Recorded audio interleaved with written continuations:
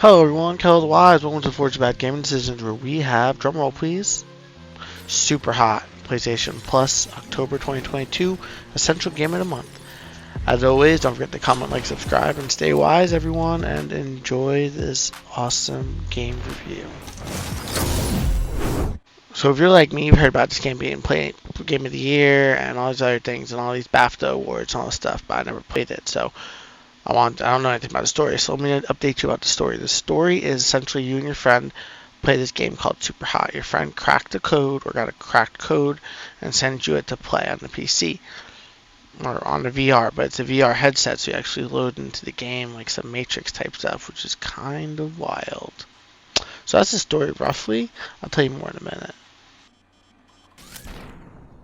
Now, if you're anything like me, you're like, Hell the Wise, what's the gameplay like? Because I didn't know either. I just knew it was a shooting, and it's a great game from what I've heard on the brisk reviews I've seen pop up across the internet. Apparently, the gameplay works like this: you move, the game moves. And so everything's in slow motion or time stops while you're not moving. But any movement counts. Any movement. So that means moving your cursor, taking a step. Any movement counts. The other cool thing is that at the end of every scenario, you got a cool little replay thing. And then here's the next twist, right? You actually you can pick up items and throw stuff, and then you get weapons. You pick the weapons up and you fight on them, and you can throw weapons and stuff. Ooh, and when you die, it's one shot dead. There's no like, oh, got hit, and oh. So you get hit once, dead, gotta restart. So this game's a lot of like learning, because you have to remember where the enemies are coming from and then figure it out as you go through the sequence of enemies to kill them. So it's like, and then know like what weapons they have, where they are. Like, see, I died a bunch of times on this one because I couldn't figure out how to get to the people. Because they just legit, see, just boom, pop, pop, pop, pop, they shot me. And then certain guns shoot different ways, so a shotgun sprays, pistol shoots one bullet, assault rifle, boom, boom, boom, boom. Right, so that's all cool. I thought that was a cool concept of the game, that every weapon's different. You can throw stuff, knock people out, you pick up their weapon. It makes you feel like you're in a freaking Matrix, I'll be honest with you. And if I'm not mistaken, this game is VR, and I would play it on the VR, because that'd be cool to be like, that'd be wicked. But I don't have a VR headset yet. Waiting for the second one to come out, so maybe that drops. I'll get it, and then I'll end up doing some VR stuff. That'd be kind of cool.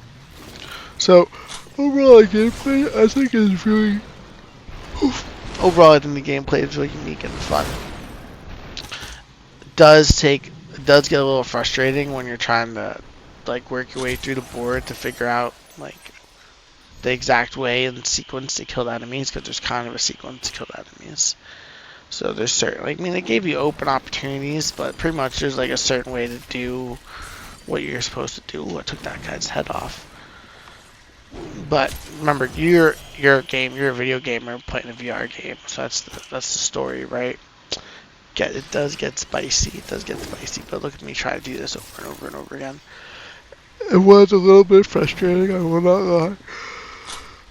With one thing, Returnal, top right screen for you, top left screen for me, has taught me is that patience in these kind of games pays off in dividends.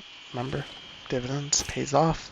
It pays off to be patient with these kind of games, because then as you play, you just get better and better and better. I'm gonna just pick up the gun, I shoot them. Headache. And I think it's also cool that the game like flashes words at you while you're playing, so it kind of like throws you for a loop. Oh, I think I just, I threw the gun at him. Oh, I got popped. So, you can just imagine how frustrating it gets trying to work your way through the board. If you're not remembering how to do it. The overall, fun gameplay. The story is unique, which is cool. I do see how it could get a little repetitive though, because you're essentially just doing like small little scenarios of people trying to work their way through the board. You know what it reminds me of? It reminds me of an old game that had the same concept back on the Xbox. I can't remember the name of it, but it was the same concept. Like everything was slow motion, and then you shot, you moved, but I think it's beautifully done, beautifully executed game. Can't get any better than this game with how fluid it is when you throw items. Like this, I throw an item, I punch, I pick up, I hit, I throw again, I punch. Like that's just so fluid, and the slow motion really does help with that. I think this is the one where I beat it. I think this is the one where I beat it. I was stuck on this board for a hot minute, to be completely honest with you. It was just so much. It was just like trying to figure out the sequence of enemies and how to kill them. I think I finally did on this one. And I think it's cool that the game shows you the replay at the end. Makes you like, but it shows you the replay in like actual time. So you can actually see what it looks like in actual time. Which I thought was pretty cool. I do gotta get a little bit better at picking up the weapons and stuff, but look at me dodging the bullet, look at my mates, like I'm Neo. That's what I feel like. I feel like I'm Neo in this game. Look at that, bam. See, but it shows you it in like high speed. So here's where we get to see the replay function, right? So this is one of the parts of the gameplay where you get to, after you beat the board, you get to replay it and run through it again, and then you get to clip and highlight it, and then you get to share it easier. So it's just a nice share function to make your plays cool. I do admit that some of these plays get pretty freaking cool. Some of them do get really cool. It's cool to see it in reverse as you like mow through the enemies, because it does get. I can see how when there's it's a long sequence, like how it could work, but they're pretty short in my general.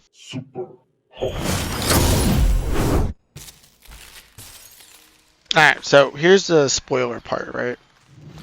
Because you have to actually get to the tutorial to figure this out. I don't want to spoil it. So if you get this far, you'll see spoiler, whatever. The thing is, you actually end up getting stuck in the game because your friend gave you a cracked version of the game, and you get a password that you hack yourself to get in. And all of a sudden the game's like, we see you. The samurai sword part's cool. I died in this scene so many times. And the game essentially says they see you. And then they trap you at your house, and then they eventually tell you that you're trapped inside their system, and that our mind's here even though our body's at our apartment, and that they can see us. And I thought that was a very scary thing, because playing VR, that could possibly end up happening in some weird scenario or in our near future, you know, when we get jacked into the system, that we get a virus and then some ghost in the